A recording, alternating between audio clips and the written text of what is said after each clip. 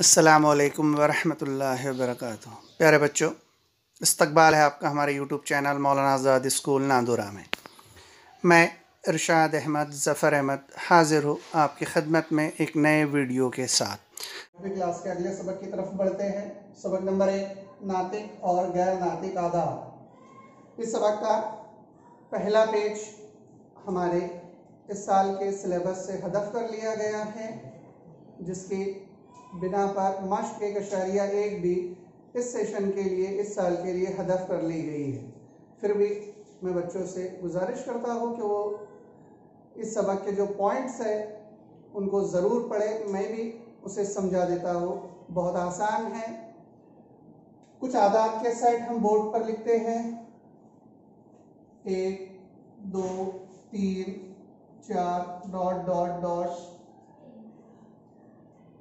इसे कहा जाता है तबई आदात। इसकी तारीफ हो जाएगी।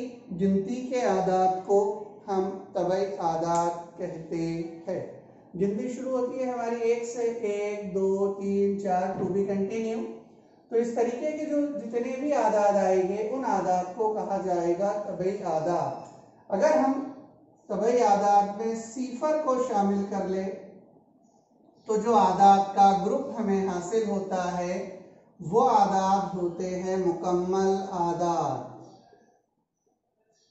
मुकम्मल आदात में सिर्फ सिफर का इजाफा होता है, और अगर हम मुकम्मल आदात में मनफी आदात को भी शामिल कर ले तब जो आदात का ग्रुप हमें हासिल होता है उसे कहा जाता है सही आदात।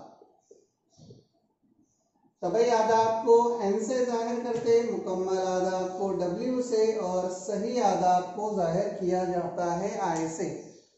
Natural number, whole number, integers.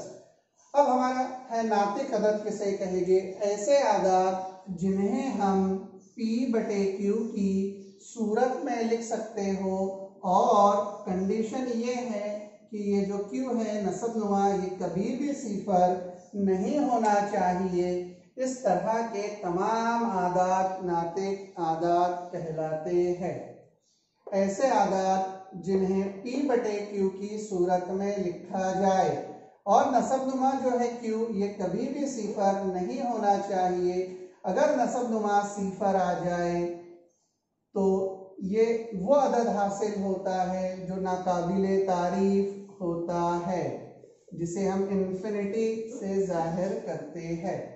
हाँ, शुमार कुनिंदा में अगर सिफर आ जाए, नसब नुमा में क्यों रहे, तो इसका मतलब होता है सिफर, लेकिन नसब नुमा में सिफर नहीं आना चाहिए। नातिक आदात में तरतीबी ताल्लुक। a/b और c/d नातिक आदात में अगर b और d मस्बत हो और तो 3 किस्म का ताल्लुक यहाँ पर होगा। नंबर 1, अगर a ज़रब b ये बड़ा होगा b ज़रब c से, तब a/b ये बड़ा हो जाएगा c/d के। ये पहला ताल्लुक है। नंबर 2, अगर a ज़रब d ये बराबर हो जाए b ज़रब c के, तब हम कह सकते हैं कि नातिक अदद a/b ये बराबर हो जाएगा नातिक अदद c/d के। और तीसरी कंडीशन है कि अगर a ज़रब d ये छोटा हो जाए b ज़रब c से, तब हम कहते हैं कि पहली कसर a/b छोटा हो जाएगा c/d से। बढ़ते हैं इस सबक की अगली एक्सरसाइज, मश्क की सेट 1.2 की तरफ। सवाल नंबर 1, दर्ज झैल आदात में से छोटा बड़ापन तय कीजिए। हमें बोर्ड पर जो एग्जांपल्स लिखी हुई है उसमें से पहचानना है कि कौन सा अदद बड़ा है और कौन सा अदद छोटा है। तो पहली एग्जांपल की तरफ बढ़ते, यहाँ से जवाब -7 और -2। आप लोग जानते हैं कि मनफी में जो अदद छोटा होता है वो अदद बड़ा होता है बनिस्बत बड़े अदद के।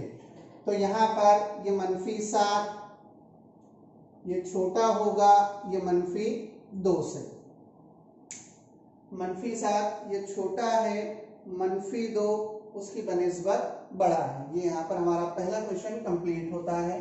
बढ़ते हैं हमारे दूसरे सवाल की तरफ।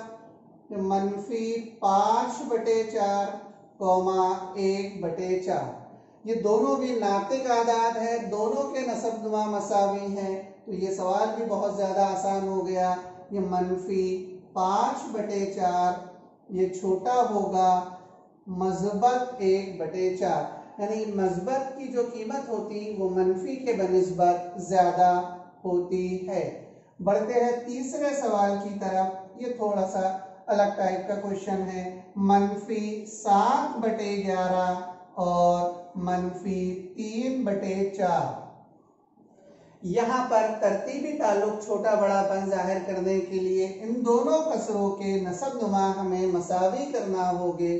तो -7/11 को हम थोड़ी देर के लिए, जब तक ये सवाल सॉल्व होता है, ऐसा फर्ज करते हैं कि वो 7/11 है, ये 11 है, ये 4 है, दोनों को नसबनुमा हमको मसावी करना है। तो इस 11 को हम 4 से ज़रब करेंगे और इस 4 को 11 से, तो यहाँ पर 4 से ज़रब की जाएगी, इसको भी 4 से, तो ये हो जाएगा 7 चौक 28, 11 चौक 44। तो 28/44 एक कसर हमें हासिल हुई। अगली कसर थी 3/4, इसका नसबनुमा हमें मसावी करना है, इसलिए शुमार कुनिंदा और नसबनुमा को 11 से ज़रब करेंगे। शुमार कुनिंदा को अगर हम 11 से ज़रब करें तो 11 तिया 33 हमें हासिल होता है, और नसबनुमा को 11 से ज़रब करें तो 11 चौक 44 हमें हासिल होता है।